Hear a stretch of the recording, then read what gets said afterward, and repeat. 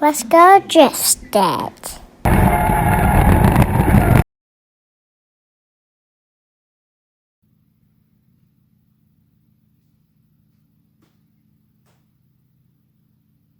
Ask and see if there'd be any interest in a live Q&A session on YouTube.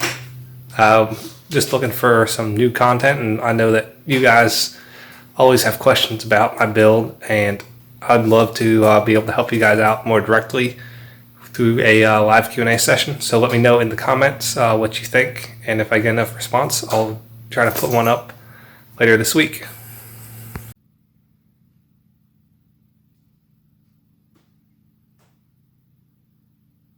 On Sunday, we went and reorganized the garage. You can see, got a nice little space now to work. Declutterized a bit. Easiest way to get the car off the trailer is to jack up the tongue. You can see the front's jacked up, and then it makes it a little lower at the back. Since the driveway is sloped, it's not as good of an angle as I normally get, but this should get it off the ramps just fine.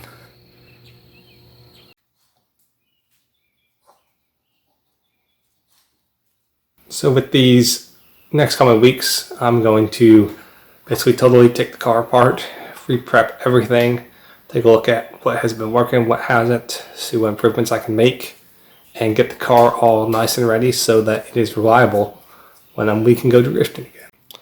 Got all the fenders off now, and what you can see is I stacked them all up here, and I labeled them all so that when it's time to put the car back together, I know where they go.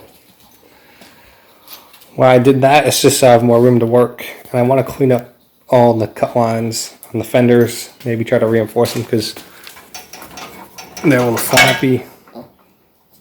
They're definitely a little flappy. And then also back here, see, I can trim a whole lot more so I can get some more clearance.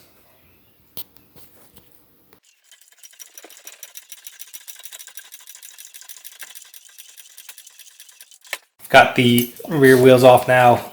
Rear of the car is in the air, and what I'm going to do next is take the rear axle out and obviously put 2 more studs in there as well.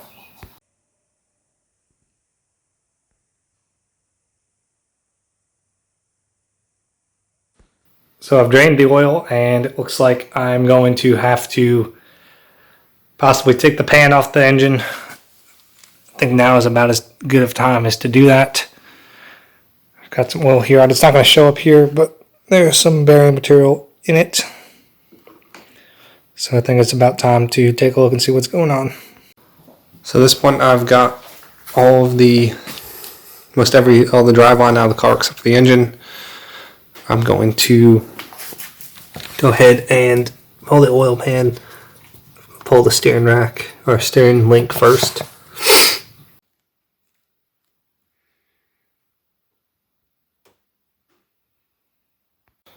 I've got my cross member and my bell housing. I'm going to go ahead and clean these up. This bell housing is unique because this has my adapter plate I made to use a Ford pattern T5 on a Chevy bell housing. This is the bell housing for my 3rd gen Camaro, and I'm using the T5 for my 4th gen V6 Camaro. It's worked out pretty well for me. Definitely a good option as a budget transmission. I've also been doing a little bit of work on this quarter panel, trying just to get it bent out so it looks decent.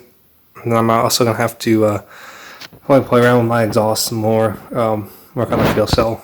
I'm trying to kind of touch on every single part of this car just because I have the time. Finally pulled off my oil pan. And you can see the rotating assembly here. I ended up pulling off the number 3 main cap, and let's see if we can.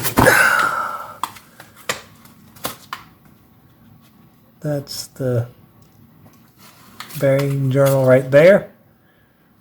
Looks pretty good, I would say. And then I pulled the, I got the bearing out on the bench, and we can take a look at that as well. Also bonus, see there's pointing cross hatching the cylinders. Here's the bearing here, and you can kind of tell we've got some abnormal wear here in the middle. So I'm definitely going to investigate, see what's going on, and hopefully replace all the bearings. I'm not sure if I want to pull the engine or not. Kind of see. I know that I can replace all the bearings if I want to in the engine. I'll probably go with a different type of bearing. Here's the oil pan. Got the windage tray and everything as well. So you can see here we've got some scoring on the bearings, some irregular wear patterns. So I'm going to have to take a look and see, kind of find out why that's happening.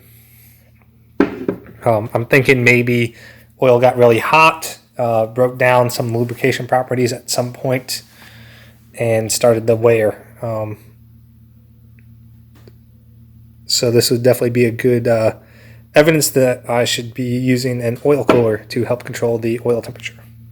I also pulled the clutch off, and the pressure plate is actually in really good shape, as well as the clutch. And the flywheel does have some hot spotting. I don't know, maybe I get it resurfaced, I'm not sure. But I would say that this is probably in such good shape because it is designed for such a heavier car, and this small 2,500 pound car is not really affecting, like it, and definitely you would not see the same wear as if you had a heavier car. All right, thank you guys for checking out this video. I'm going to continue to dive into the engine, see exactly kind of what I need to do. I could possibly drop the crank out the bottom of the car. I don't really know if that's the right thing to do or not, but we shall see. I've got plenty of time to kind of go over things, so I'm definitely not looking just to do the easiest thing. I want to make sure I do everything correctly. I appreciate you guys all watching and all the support. Please stay safe and keep getting your drift cars prepped, because as soon as this is over, hopefully there'll be a bunch of events, and I want you guys to be ready to drive, and I hope I'm ready to drive as well.